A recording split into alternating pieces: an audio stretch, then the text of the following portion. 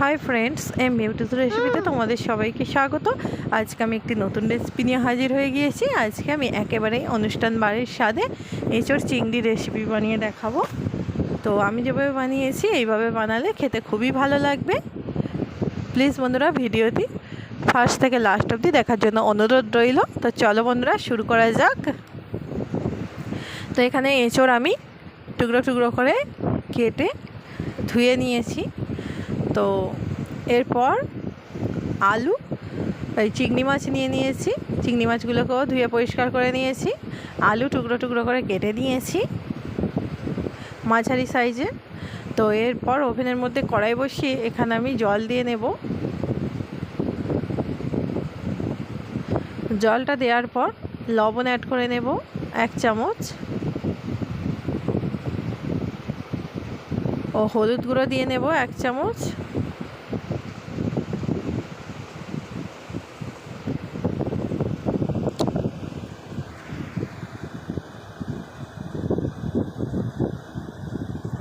এরপর এর মধ্যে আমি এঁচড়গুলোকে দিয়ে সিদ্ধ করতে দেব কিছুক্ষণের জন্য।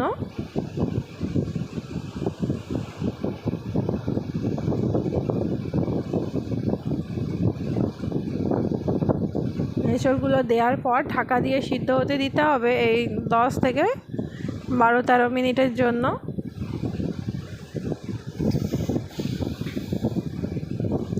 একেবারেই হাই হিটে সিদ্ধ করতে দিয়ে নেব এঁচড়গুলোকে। এঁচড়গুলো প্রায় সিদ্ধ হয়ে গিয়েছে। তো এরপর জল ঝরিয়ে একটি প্লেটের মধ্যে তুলে নেব।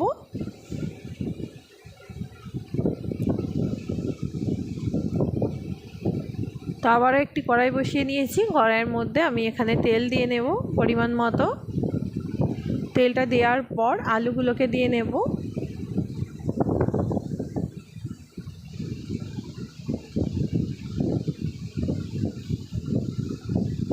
অল্প একটু হলুদ গুঁড়ো অ্যাড করে নেব, অল্প একটু লবণ অ্যাড করে নেব।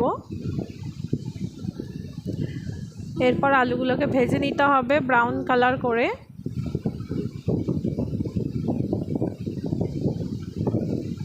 আলুগুলো প্রায় ভাজা ভাজা হয়ে এসছে। তো একটি প্লেটের মধ্যে তুলে নেব আলুগুলোকে একে একে।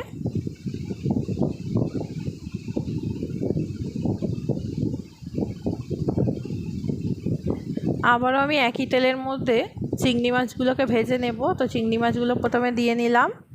এরপর লঙ্কা গুঁড়ো, লবণ ও হলুদ গুঁড়ো অল্প অল্প পরিমাণ করে আমি এখানে দিয়ে চিংড়ি মাছটা ভেজে নেব।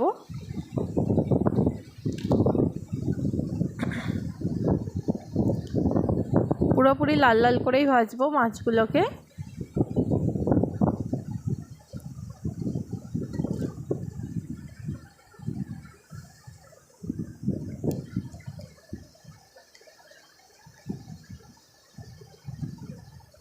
সবগুলো মাছ উল্টে পাল্টে এইভাবে ভেজে নিয়েছি চিংড়ি মাছগুলো।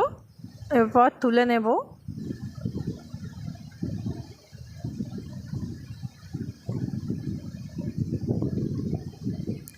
তো আবারও আমি অল্প একটু পরিমাণ তেল দিয়ে নেব এই তেলের মধ্যেই। তেলটা দেওয়ার পর এখানে গোটা গরম মশলা নিয়ে নিয়েছি, শুকনো লঙ্কা 2টো নিয়ে নিয়েছি, এলাচ 3টে, দারুচিনি 1টা, লবঙ্গ 2টো, তেজপাতা নিয়ে নিয়েছি। তো সেইগুলো দিয়ে নেব।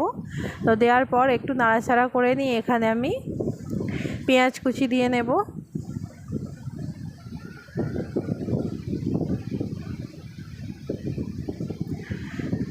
পেঁয়াজটাও একটু ভাজা ভাজা করে নিতে হবে।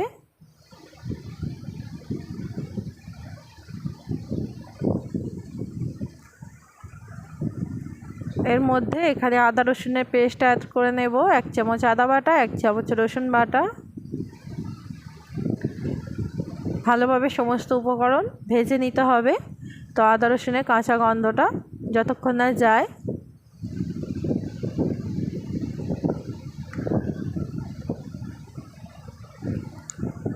এরপর লবণ অ্যাড করে নেব স্বাদ অনুযায়ী। লবণটা দেওয়ার পর এইভাবে একটু ভাজা ভাজা হতে দিলাম।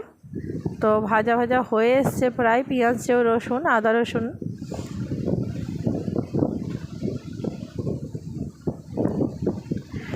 এখানে আমি টমেটোর পেস্ট দিয়ে নেব।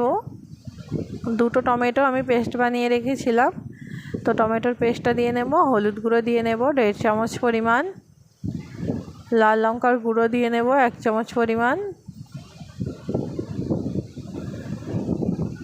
ধনিয়া গুঁড়ো 1/2 চামচ, জিরা গুঁড়ো 1/2 চামচ। ভালোভাবে মশলাটাকে কষিয়ে নেব যতক্ষণ না পর্যন্ত তেল ছাড়তে শুরু করে, ততক্ষণ মশলাটাকে ভালোভাবে কষিয়ে নিয়েছি। তো এর মধ্যে সিদ্ধ করে রাখা এঁচোড়টা দিয়ে নেব।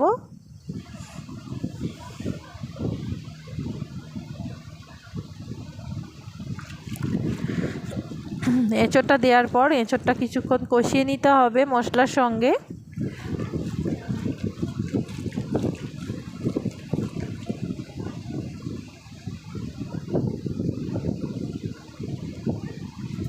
দু মিনিট ভালোভাবে এঁচোড়টাকে কষিয়ে নিতে হবে। তো অল্প একটু জল অ্যাড করে নিলাম।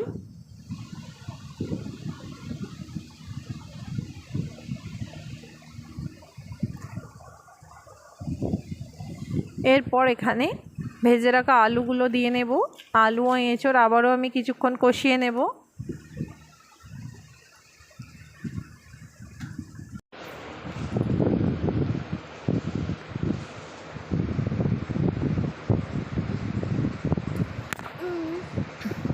এরপর এখানে ভেজে রাখা চিংড়িটা দিয়ে আবারও একটু নাড়াচাড়া করে নিয়ে ঝোলের জন্য জল অ্যাড করে দেব।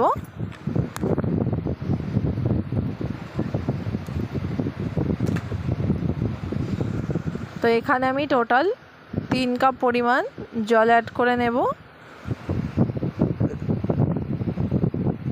জলটা দেওয়ার পর ঢাকা দিয়ে কুক হতে দেব 8 থেকে 10 মিনিটের জন্য মিডিয়াম হিটে। তো এরপর দেখো রান্নাটা আমার পুরোপুরি কমপ্লিট। 8 মিনিট পর ফিরে এলাম। তো একেবারেই তরকারিটা মাখো মাখো হবে, তো খুব বেশি ঝোল হবে না। তো ওভেনটা অফ করে নামিয়ে নেব। আলুটাও পুরোপুরি সিদ্ধ হয়ে গিয়েছে।